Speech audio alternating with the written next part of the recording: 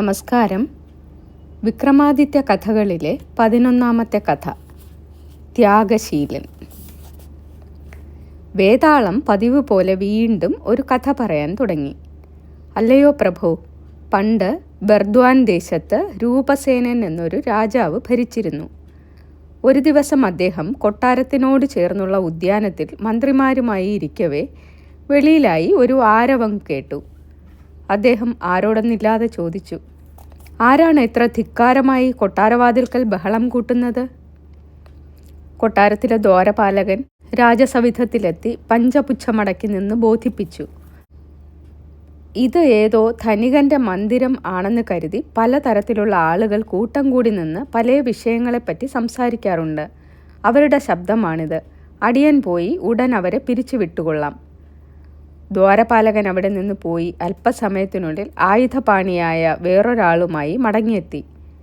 പ്രഭോ, ഇയാൾ ഒരു രജപുത്ര യോദ്ധാവാണെന്ന് പറയുന്നു. പേര് ത്യാഗശീലൻ. അയാൾക്ക് നമ്മുടെ രാജകീയ സേനയിൽ എന്തെങ്കിലും ഉദ്യോഗം കിട്ടിയാൽ കൊള്ളാമത്രേ. രാജാവ് ആകെ തന്നെ നഖശിഖാന്തം പരിശോധിച്ച ശേഷം ചോദിച്ചു, നിനക്ക് നമ്മുടെ സേനയിൽ ഉദ്യോഗം വേണം അല്ലേ? ശരി, നിന്റെ ദൈനംദിന ചിലവുകൾക്ക് എന്തു തുക വേണ്ടി വരും? ഇത് കേട്ട് ലേശവും കൂസലില്ലാതെ ത്യാഗശീലൻ പറഞ്ഞു, പ്രഭു, അടിയന് പ്രതിദിനം 1000 സ്വർണം മാത്രം തന്നാൽ മതി. അതുകൊണ്ട് അടിയൻ തൃപ്തിപ്പെട്ടുകൊള്ളാം. പ്രതിദിനം 1000 തോല സ്വർണമോ? ഇത് വളരെ വിചിത്രമായിരിക്കുന്നല്ലോ. നിന്റെ വീട്ടിൽ നിന്നെ ആശ്രയിച്ച് ആരെല്ലാം ജീവിക്കുന്നുണ്ട്? അടിയൻ്റെ ഭാര്യ, ഒരു മകൻ, ഒരു മകൾ, പിന്നെ അടിയനും. മറ്റാരുമില്ല തിരുമേനി. അവൻ്റെ ഏവം വിധമുള്ള വിചിത്ര ഭാഷണം കേട്ട് മന്ത്രിമാർ വായ്പൊത്തി ചിരിച്ചു. ഈ ധിക്കാരത്തിന് ഇവന് രാജാവിൻ്റെ പക്കൽ നിന്ന് കഠിന ശിക്ഷ ലഭിക്കുമെന്ന് അവർ കരുതി. പക്ഷേ രാജാവ് ഗൗരവം പൂണ്ടിരുന്നതേയുള്ളൂ. ആഗതൻ ഇത്ര വലിയ തുക ആവശ്യപ്പെടാനുള്ള ഹേതു എന്തായിരിക്കുമെന്ന് അദ്ദേഹം ഗാഢമായി ചിന്തിച്ചു.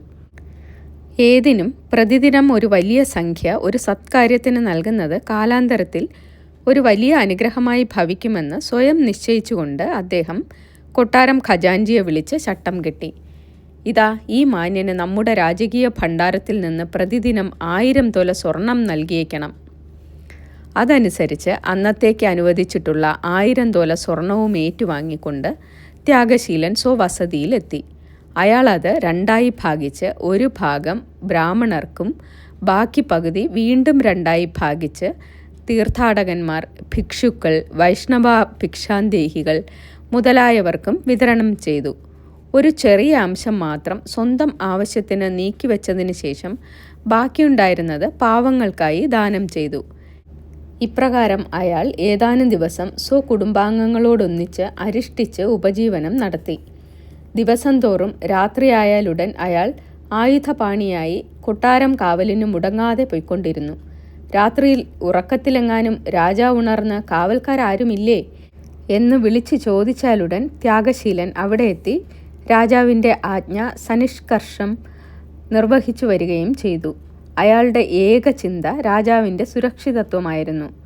ഒരു രാത്രി കൊട്ടാരത്തിൽ നിന്ന് അനധിദൂരത്തിലായി സ്ഥിതി ചെയ്തിരുന്ന രാജകീയ ശ്മശാനഭൂവിൽ നിന്ന് ഒരു സ്ത്രീയുടെ ആർത്തനാദം കേട്ട രാജാവ് ഉറക്കത്തിൽ നിന്ന് ഞെട്ടിയുണർന്നു. അദ്ദേഹം കൊട്ടാരം കാവൽക്കാരെ വിളിച്ചു. അപ്പോഴും നിദ്ര വെടിഞ്ഞ് റോന്തു ചുറ്റിക്കൊണ്ടിരുന്ന ത്യാഗശീലൻ പെട്ടെന്ന് വിളി കേട്ടു. അടിയൻ ഇവിടെ ഉണ്ടല്ലോ തിരുമേനി. തിരുമനസ്സിലേക്ക് എന്തായിരിക്കുമോ വേണ്ടത്? രാജാവ് കൽപ്പിച്ചു. ശ്മശാന ദിശയിൽ നിന്നും ഒരു സ്ത്രീയുടെ ആർത്തനാദം നാം കേട്ടിരിക്കുന്നു. നീ ആ സ്ഥലത്തേക്ക് പോയി വിവരമറിഞ്ഞ് ഉടൻ ഇവിടെ എത്തണം. ഒട്ടും താമസിക്കരുത്. ഇപ്രകാരം ആജ്ഞാപിച്ച ശേഷം രാജാവ് ആത്മഗതം ചെയ്തു. ഒരു പരിചാരകന്റെ സത്യസന്ധതയെയും ആത്മാർത്ഥതയെയും പരീക്ഷിച്ചറിയുന്നതിനുള്ള ഉത്തമമായ മാർഗം സ്ഥാനത്തും അസ്ഥാനത്തും ഓരോ കാര്യങ്ങൾക്ക് നിയോഗിച്ചയക്കുകയാണ്. അവൻ ആജ്ഞ അക്ഷരം പ്രതിയും നിരുപാധികമായും നിർവഹിക്കുന്ന പക്ഷം യഥാർത്ഥ സ്വാമിഭക്തനെന്ന് കരുതാം.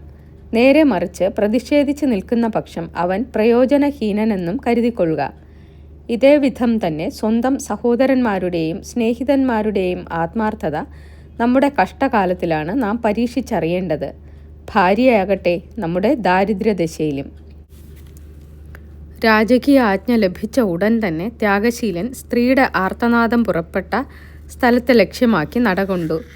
അതേസമയം രാജാവാകട്ടെ പ്രച്ഛന്ന വേഷത്തിൽ ഗൂഢമായി അയാളെ പിൻപറ്റി ചെല്ലുകയും ചെയ്തു. ശ്മശാനഭൂമിയിലെത്തിയ ത്യാഗശീലൻ എന്താണ് കണ്ടത്? അടിമുതൽ മുടി വരെ അമൂല്യങ്ങളായ ആഭരണങ്ങളും ആഡംബര സമൃദ്ധമായ വസ്ത്രങ്ങളും ധരിച്ച പരമസുന്ദരിയായ ഒരു യുവതി വാവിട്ട് നിലവിളിക്കുന്നു. ഈ നിമിഷം അവൾ വിലപിക്കും, അടുത്ത നിമിഷത്തിൽ നൃത്തം ചവിട്ടും, അടുത്തതിൽ ഓടും ചാടും. എന്നിട്ടും അവളുടെ കണ്ണുകളിൽ ഒരു തുള്ളി കണ്ണുനീർ പോലുമില്ല. അവൾ തെരുതെരെ കൈ ചുരുട്ടി തലയിലടിച്ചുകൊണ്ട് ഒരു ഉന്മാദിനിയെപ്പോലെ വാവിട്ട് നിലവിളിക്കാൻ തുടങ്ങി. അവളുടെ ഈ വിചിത്രതരമായ നടപടിയുടെ ഹേതു എന്തെന്നറിയാതെ കുഴങ്ങിയ ത്യാഗശീലൻ അവളോട് അനുകമ്പാപൂർവം ചോദിച്ചു, അല്ലയോ ഭഗിനി, അർദ്ധരാത്രി കഴിഞ്ഞിരിക്കുന്ന ഈ സമയം ഭൂതപ്രേത പിശാചുക്കൾ ഉള്ളതല്ലേ? അങ്ങനെയുള്ള സമയത്ത് ഭവതി ഏകാകിനിയായി ഇവിടെ വന്ന് നിലവിളിക്കുന്നു. ഒരു ഉന്മാദിനിയെപ്പോലെ സർവ്വചേഷ്ടകളും കാണിക്കുന്നു. ഭവതിയുടെ മനക്ലേശത്തിന് കാരണമെന്തെന്ന് ദയവായി അറിയിക്കുക. ഭവതി ആരാണ്? പേരെന്ത്? എന്തിനീ ചുടുകാട്ടിൽ വന്നു? അവൾ ശിരസുയർത്തി ആഗതനെ നോക്കി പറഞ്ഞു, ഞാനാണ് രാജകീയ ഐശ്വര്യം. രാജകീയ ഐശ്വര്യം? എനിക്കൊന്നും മനസ്സിലാകുന്നില്ലല്ലോ. ഭവതി എന്തിനാണ് നിലവിളിക്കുന്നത്? ഉന്മാദിനിയെപ്പോലെ ചാപല്യങ്ങൾ കാട്ടുന്നത്?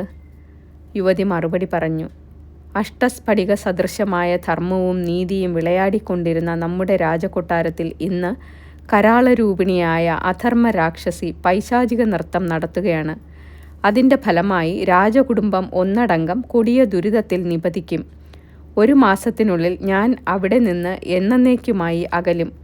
രാജാവ് വർണ്ണിക്കാൻ സാധ്യമല്ലാത്ത വിധം കൊടിയ ദുരിതങ്ങൾ അനുഭവിച്ച് ഒരു ശ്വാനനേക്കാൾ നികൃഷ്ടമാം വിധം മരണമടയും. ആ ദുസ്സഹമായ ചിന്തയാണ് എന്നെ പരിതപിപ്പിക്കുന്നത്. ഞാൻ ഈ വിശ്രുത രാജകൊട്ടാരത്തിൽ സർവ്വസുഖങ്ങളും കറയറ്റ ആദരവും അനുഭവിച്ച് സസുഖം വാണരുളി. ഇപ്പോഴാകട്ടെ ആ വിധ സുഖാനുഭോഗങ്ങൾ തകർന്നു തരിപ്പണമാകുവാൻ പോകുന്നു. ഞാൻ ഈ ദുഃഖം എങ്ങനെ സഹിക്കണം? ത്യാഗശീലൻ ചോദിച്ചു. ദേവി, അവിടുന്ന് ദയവ് ചെയ്ത് പരമാർത്ഥങ്ങൾ എന്നോട് തുറന്നു പറയുകയില്ലേ? രാജാവിനെ ഗ്രസിച്ചിരിക്കുന്ന കാലവിപര്യത്തിന് പരിഹാരമില്ലേ? അദ്ദേഹം ഇനിയും ഒരു 100 വർഷം കൂടിയെങ്കിലും ജീവിച്ചിരിക്കത്തക്ക വിധം എന്തെങ്കിലും മാർഗം ഉപദേശിച്ച് തന്നാൽ ഞാൻ എന്നെന്നും അവിടത്തേക്ക് കടപ്പെട്ടിരിക്കും. അവിടുന്ന് കരുണാവാരിധിയില്ലേ? അയ്യോ, വേഗം അറിയിക്കണേ. ആ മായാരൂപിണി പ്രതിവചിച്ചു. അങ്ങയുടെ പേരിൽ എനിക്ക് അതിയായ വിശ്വാസവും മതിപ്പും തോന്നുന്നു. അതുകൊണ്ട് മാത്രം അറിയിക്കുകയാണ്. ഇവിടെ നിന്ന് 8 നാഴിക കിഴക്കുമാറി ഒരു ദേവീക്ഷേത്രമുണ്ട്. അങ്ങ് സ്വന്തം കൈകൊണ്ട് അങ്ങയുടെ ഏകപുത്രൻ്റെ ശിരസ് വെട്ടി ദേവിക്ക് ബലി കൊടുത്താൽ രാജാവ് ഇപ്പോഴുള്ള സകല പ്രതാപ ഐശ്വര്യങ്ങളും അനുഭവിച്ചുകൊണ്ട് 100 വർഷം തികച്ചും ജീവിച്ചിരിക്കും.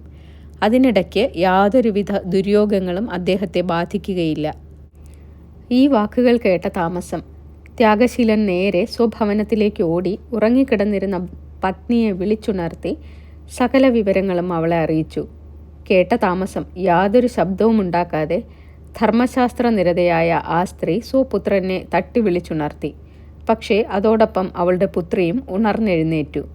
ഗൃഹനായിക സ്വപുത്രനെ നോക്കി പറഞ്ഞു, ഓമന മകനെ, നിന്റെ ശിരസ് ദേവിക്ക് ബലി കഴിക്കുന്നത് കൊണ്ട് പ്രജാവാത്സല്യത്തിൻ്റെ നിറകുടമായ നമ്മുടെ രാജാവിൻ്റെ ജീവൻ രക്ഷപ്പെടും.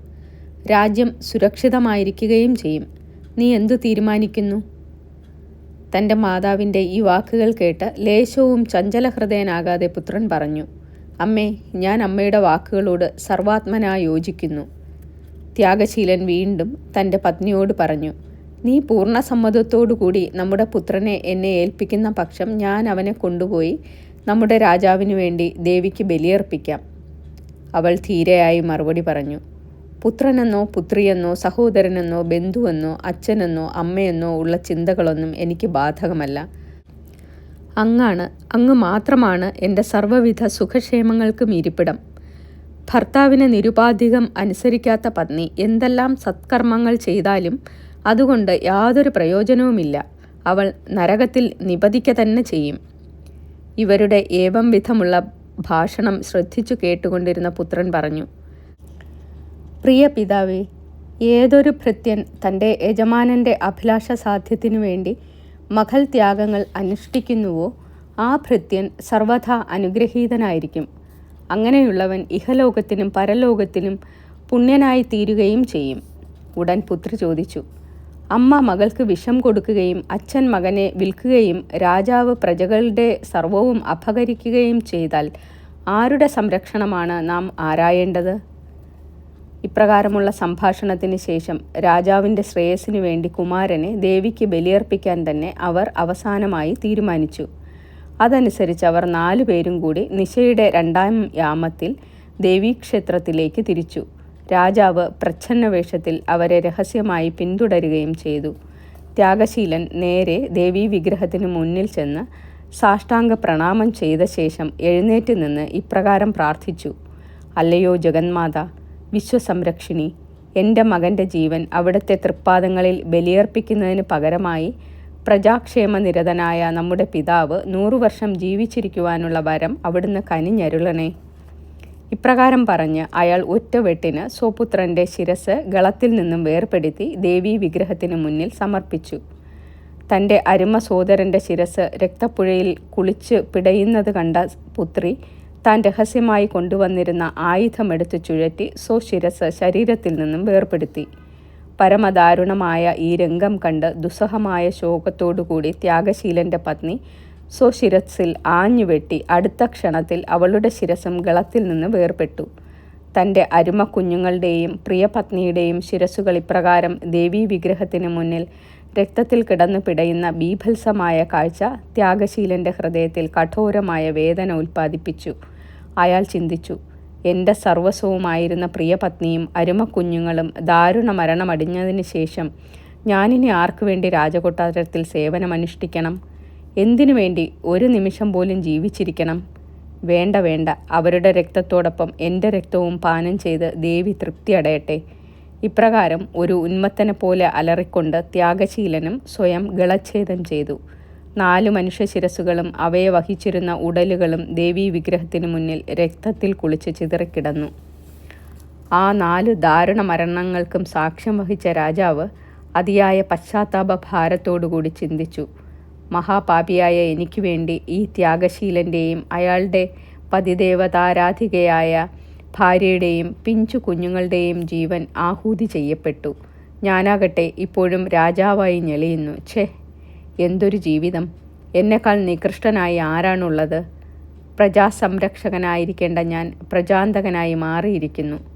ഇല്ല ഇല്ല, ഈ മ്ലേച്ഛജഡം ഞെരിച്ചു ഞെരിച്ച് എന്നെ ഇഞ്ചിഞ്ചായി ഹിംസിക്കുന്ന ഈ പാപഭാരം ചുമന്നുകൊണ്ട് ഇനി ഒരു നിമിഷം ജീവിച്ചിരിക്കുകയില്ല, ഇത് നിശ്ചയം. ഇപ്രകാരം ദൃഢനിശ്ചയം ചെയ്തുകൊണ്ട് രാജാവ് ഉറയിൽ നിന്ന് വാളൂരി ചുഴറ്റിയ ശേഷം സ്വഗളത്തിന് നേർക്ക് വീശി. തൽക്ഷണം ദിവ്യപ്രഭാപൂരിതയായ ദേവി അദ്ദേഹത്തിൻ്റെ മുന്നിൽ പ്രത്യക്ഷപ്പെട്ട് വലം കൈയും കരവാളും കൂട്ടിപ്പിടിച്ചുകൊണ്ട് അരുളി ചെയ്തു: അല്ലയോ വത്സ, നിന്റെ കർത്തവ്യബോധവും ധൈര്യവും അനിതര സാധാരണം തന്നെ. നാം നിന്നിൽ പൂർണ്ണമായി പ്രസാദിച്ചിരിക്കുന്നു. ഇഷ്ടവരം ചോദിച്ചു കൊള്ളുക തന്നെ. രാജാവ് പറഞ്ഞു: അമ്മേ, തൃപ്പാദഭക്തന് ഒരേ ഒരു വരം മാത്രമേ ആവശ്യമുള്ളൂ. ഞാൻ കാരണമായി ദുർമരണമടഞ്ഞ ഈ നിരപരാധികൾ 4 പേരെയും അവിടുന്ന് പുനർജീവിപ്പിച്ചു തരണം. ദേവി അരുളി ചെയ്തു: അങ്ങനെ തന്നെ ആകട്ടെ. അനന്തരം ദേവി തൻ്റെ തൃക്കരങ്ങളിലൊന്ന് അന്തരീക്ഷത്തിലേക്ക് ഉയർത്തി. അതാ ഒരു സുവർണ കലശം അന്തരീക്ഷത്തിലൂടെ നീന്തി വന്ന് തൃക്കൈയിലിരിക്കുന്നു. അതിലെ ദിവ്യജലം ദേവി തന്നെ ശിരസുകളിൽ ഓരോന്നിനെയും തളിച്ചു. അടുത്ത ക്ഷണത്തിൽ ഓരോ ശിരസും ഉരുണ്ടുരുണ്ട് അതാതിൻ്റെ ഉടലിനോട് ചേർന്നു. ഉറക്കത്തിൽ നിന്ന് എഴുന്നേൽക്കുന്നത് പോലെ അവർ 4 പേരും എഴുന്നേറ്റ് ദേവിയുടെ മുമ്പിൽ കൈകൂപ്പി നിലകൊണ്ടു. അവരെ അനുഗ്രഹിച്ച ശേഷം അടുത്ത ക്ഷണത്തിൽ ദേവി അപ്രത്യക്ഷയാവുകയും ചെയ്തു. രാജാവിൻ്റെ കൃതജ്ഞതയും കൃതാർത്ഥതയും പറയാവതല്ല. അദ്ദേഹം സ്വന്തം സഹോദരനെ എന്ന പോലെ ത്യാഗശീലനെ മാറോടണച്ച് ഗാഠമായി ആലിംഗനം ചെയ്തു. ആ കാഴ്ച കണ്ട് ത്യാഗശീലൻ്റെ പത്നിയും പുത്രീപുത്രന്മാരും ആനന്ദ ചുടുകണ്ണീർ പൊഴിച്ചു. കൊട്ടാരത്തിലേക്ക് മടങ്ങിയ രാജാവ് തൻ്റെ രാജ്യം ത്യാഗശീലന് ദാനം ചെയ്തു. അദ്ദേഹം ദേവിയുടെ അനുഗ്രഹമനുസരിച്ച് സർവ്വവിധ പ്രതാപ ഐശ്വര്യങ്ങളോടും കൂടി പ്രജാക്ഷേമനിരതനായി ചിരകാലം രാജ്യഭരണം നടത്തി. രാജാവാകട്ടെ വാനപ്രസ്ഥം സ്വീകരിച്ച് കാട്ടിലേക്ക് പോവുകയും ചെയ്തു. ഇത്രയും പറഞ്ഞു കഴിഞ്ഞതിന് ശേഷം വേതാളം വിക്രമാദിത്യനോട് പറഞ്ഞു: തൻ്റെ യജമാനനു വേണ്ടി സ്വകുടുംബാംഗങ്ങളെയും സ്വജീവനെ തന്നെയും ബലി കഴിക്കാൻ മടിക്കാതിരുന്ന ഭൃത്യൻ എത്ര അനുഗ്രഹീതനാണ്. അതുപോലെ തന്നെ രാജധർമ്മത്തിനും നീതിക്കും വേണ്ടി രാജ്യവും രാജപദവിയുമെല്ലാം പരിത്യജിക്കാൻ തയ്യാറായ രാജാവും. അല്ലയോ പ്രഭു, ഇനി ഞാനൊന്ന് ചോദിക്കട്ടെ, ഈ 5 പേരിൽ ഏറ്റവും മഹത്തായ വ്യക്തി വൈശിഷ്ട്യവും ത്യാഗവും ആരുടേതാണെന്ന് അങ്ങ് ചിന്തിച്ചു പറയുമോ? വിക്രമാദിത്യൻ പ്രതിവചിച്ചു. രാജാവിൻ്റെ വ്യക്തിവൈശിഷ്ട്യവും ത്യാഗവും. എന്തുകൊണ്ട്? വിക്രമാദിത്യൻ പ്രതിവചിച്ചു. ഭൃത്യൻ തൻ്റെ യജമാനനു വേണ്ടി സ്വജീവൻ ത്യജിക്കുക എന്നത് കേവലം കർത്തവ്യ നിർവഹണം മാത്രമാണ്. എന്നാൽ രാജാവാകട്ടെ തൻ്റെ ഭൃത്യനു വേണ്ടി രാജ്യവും സിംഹാസനവും ത്യജിച്ച് വാനപ്രസ്ഥാശ്രമം സ്വീകരിക്കുകയാണ് ചെയ്തത്. രാജപദവിക്കും പ്രതാപത്തിനും അദ്ദേഹം ഒരു വൈക്കോൽത്തുരുമ്പിൻ്റെ വില മാത്രമാണ് കൽപ്പിച്ചത്. ആ മഹാത്യാഗത്തിനേക്കാൾ ശ്രേഷ്ഠമായ ത്യാഗം എന്താണുള്ളത്?